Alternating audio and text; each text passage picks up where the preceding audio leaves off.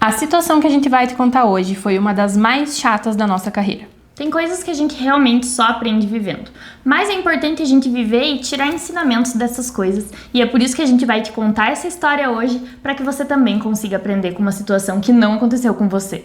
E a gente espera que nunca aconteça. Então tudo começou quando a gente recebeu um pedido de orçamento. Obviamente não citaremos nomes, a gente vai contar de uma forma bem geral, mas nós recebemos um pedido de orçamento para fotografar o trabalho de uma pessoa, né? E esse trabalho envolveria produção de fotos e produção de um vídeo.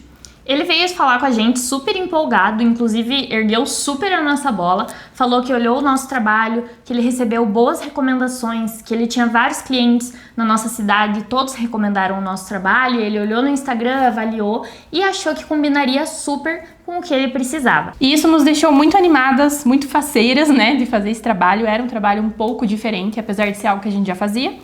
E, enfim, a gente conversou com ele. Fechamos, né, produção de fotos, produção de vídeos, uma quantidade lá de fotos e beleza. Agendamos a data e é importante contar também que depois da nossa produção ia ter uma inauguração nesse local que a gente ia gravar. E então tava ali uma movimentação de muitos fornecedores diferentes, coisa que a gente não sabia que ia acontecer, né? E normalmente quando a gente chega para gravar, para fotografar, os lugares já estão prontos, né, zeradinhos. E quando a gente chegou nesse local, não foi isso que aconteceu. De certa forma, a gente já está acostumada com alguns imprevistos. Como a gente faz bastante fotografia de ambiente, espaços, a gente já está acostumada com esse tipo de coisa. Mas foi um pouco diferente do que a gente já vinha vivenciando. O que aconteceu? A gente chegou nesse espaço, ainda estava, de certa forma, cru, entre aspas, né? Faltava muito detalhe para o resultado que a pessoa gostaria de ter nessas fotos, né? Então, tinham adesivos que não tinham sido tirados, esses adesivos demoraram muito tempo para ser tirados e isso a gente já estava lá, né? A gente ficou, o trabalho que normalmente a gente levaria em torno de 1 hora para fazer, 1h30, porque a gente já tem uma base muito boa do tempo que a gente leva, acho que a gente ficou lá, não sei, umas 3, 4 horas, assim, acabou se estendendo muito e não só por conta de nós, porque a gente tinha que terminar o serviço, eles também tinham uma inauguração para fazer. Então a gente acabou atrapalhando um pouco a vivência ali deles para organizar o evento que ia acontecer e a gente também precisava terminar para entregar o resultado e tinha que ser naquele dia, tinha que ser naquele horário, a gente não poderia voltar depois. Então a gente fez assim o que deu, mas isso foi um grande imprevisto, a gente ter chego lá e ter que esperar muito tempo para poder começar o trabalho. Como a gente já gravou aqui vários vlogs de fotografia de arquitetura, vocês veem também que até eu tenho que me esconder, não posso mostrar em alguns lugares que a gente tá fotografando, porque na fotografia de ambientes, de arquitetura, enfim, esse tipo de fotografia não pode aparecer pessoa, né? O ambiente fica muito mais bonito quando tá tudo organizado, quando tá tudo 100% feito, e é sempre isso que a gente busca, entregar o melhor resultado possível. Então, realmente, a gente teve que atrapalhar um pouco a dinâmica ali da organização deles, porque não podia ficar passando gente. Enquanto eles não terminassem o serviço que eles estavam ali fazendo, a gente não poderia começar. Então, enquanto não finalizasse a limpeza, não guardasse vassoura, não fosse embora o pessoal da limpeza, a gente não poderia começar. Então, a gente ficou cerca ali de 3 horas só esperando para começar. E isso é algo que, assim, se a gente soubesse, a gente teria passado um orçamento condizente com esse tempo, porque algo que a gente leva em conta na hora de passar orçamentos é o tempo que a gente vai levar para fazer determinado serviço. Como a gente é muito acostumado a fazer esse tipo de serviço, a gente já sabe quanto tempo leva, né? Conhecendo o lugar, vendo o ambiente, a gente já sabe. Então isso é algo que a gente leva em conta e, no caso, não nos foi avisado previamente. É importante ressaltar também que o espaço tinha bastante espelho, tinha bastante vidro, os vidros ainda um pouco com adesivos, então a gente teve que esperar ser retirado. E o que isso implica também? Era um espaço grande. Então eu e a Ana, quando a gente vai fotografar, por exemplo, uma casa, que são vários cômodos, a Ana vai gravando o quarto, eu vou fotografando a cozinha, um exemplo. Ali a gente tinha que esperar uma outra terminar, porque a gente mesmo se atrapalha no próprio serviço. Eu tô fazendo a foto, a Ana tá no cantinho lá. A Ana tá gravando o vídeo, eu tô aparecendo lá. Então a gente e assim, ainda que na foto, se acontece um imprevisto, talvez é possível apagar, mas a Ana não tem como apagar no vídeo, quase impossível assim, né? Realmente é um trabalho que não faz sentido. Então, tudo isso acaba implicando no tempo que a gente leva para fazer o trabalho. Então acabou demorando muito mais que o esperado, mas a gente conseguiu fazer, entre trancos e barrancos. E até aí a gente não ia cobrar adicional a mais de tempo, nada disso, até porque são coisas que acontecem. A gente tá acostumado com o imprevisto. Por sorte, nós nunca marcamos trabalhos um muito próximo do outro, porque a gente sabe que isso pode acontecer. Então, por exemplo, se a gente fecha algo de manhã, a gente vai fechar a manhã inteira para esse trabalho. Nós não vamos marcar algo logo depois, porque não é do nosso feitio, né, fazer as coisas correndo. Enfim, no momento lá foi tudo tranquilo, ele inclusive elogiou muito a gente, gostou do nosso trabalho, da nossa entrega até o presente momento, gostou da gente, conversou bastante com a gente, pediu muitas desculpas, porque esse cliente também sabia, né, que não é assim que são feitas as coisas, que não é algo normal, né, a pessoa ter que ficar 3 horas esperando para conseguir iniciar o trabalho, mas até aí tudo bem, no local lá tudo certo. Inclusive, a gente mostrou algumas prévias na câmera, ele gostou bastante, demonstrou interesse em próximas contratações. A gente teve uma troca muito legal. Foi realmente, apesar do atraso, foi legal naquele momento ali. Parecia que estava, no fim, apesar de tudo, estava tudo redondinho, que ia dar tudo certo a partir daqui. Na entrega também, a gente entregou o que a gente sempre entrega para todos os nossos clientes. Primeiro, o vídeo. Foi um vídeo que estava no padrão, que estava postado no nosso Instagram. Nós temos vários trabalhos nossos postados no nosso Instagram. Inclusive, enviamos vídeos que nós fizemos dos nossos clientes, que às vezes não estavam no nosso Instagram, enviamos para ele previamente, para que ele conhecesse o nosso trabalho. Na entrega, nada diferente disso. Foram enviadas as fotos para que ele fizesse a seleção, e a nossa forma de trabalhar é essa. A gente envia as fotos sem edição, a pessoa faz a seleção, e depois a gente realiza a edição, porque não tem nem como, né, humanamente impossível você editar todas as fotos para daí a pessoa ver qual ela vai escolher, né? Então seria um trabalho que não faria sentido. Mas a gente fez a entrega como nós fazemos a entrega para todos os nossos clientes. E principalmente na fotografia e no vídeo de ambientes, a gente preza por ter algo muito fiel às cores, nada muito quente ou muito frio. A gente tenta deixar o mais real possível, diante das circunstâncias que uma lente de câmera nos permite, claro, né?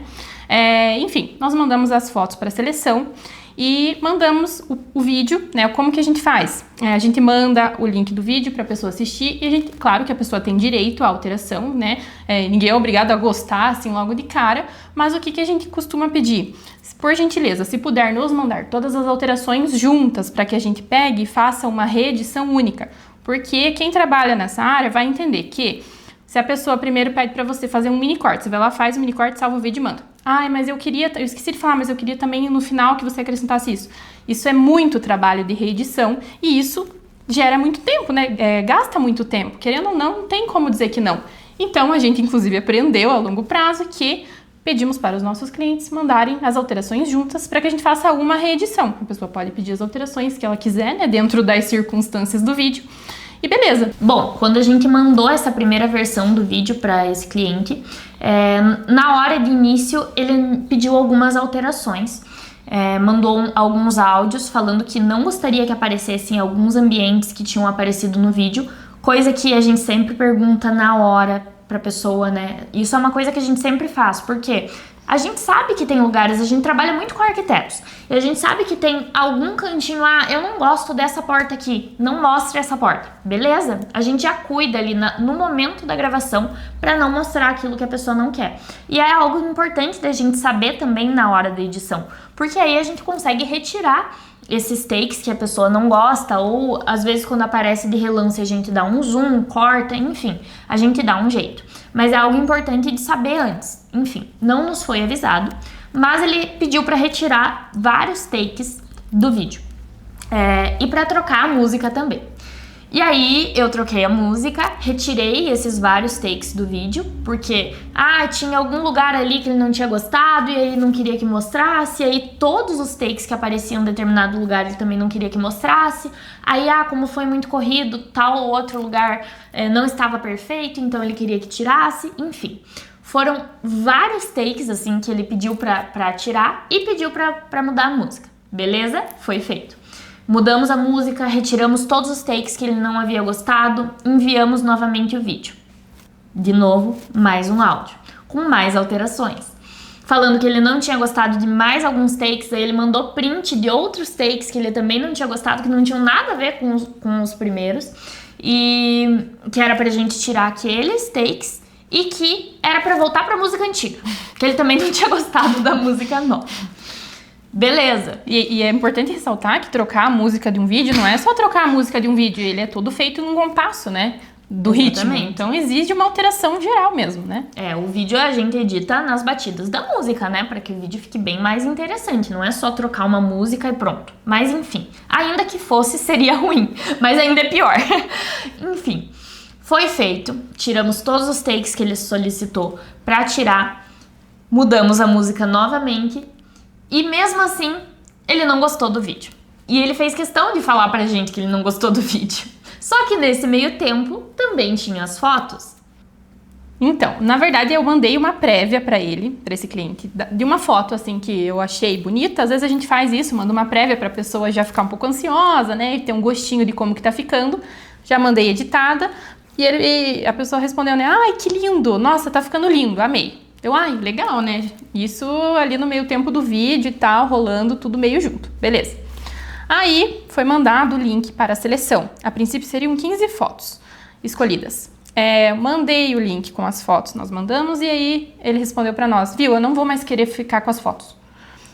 Lembrando que a gente tinha ficado 4 fucking horas no lugar, tirando as fotos e fazendo os vídeos. Não foi falado assim, foi mandado um áudio com, não vou querer mais ficar com as fotos, porque não vai precisar, porque tem o vídeo, sendo que o vídeo também já tinha, se for tirar tudo, já tinha ficado acho que 10 segundos de vídeo, sei lá.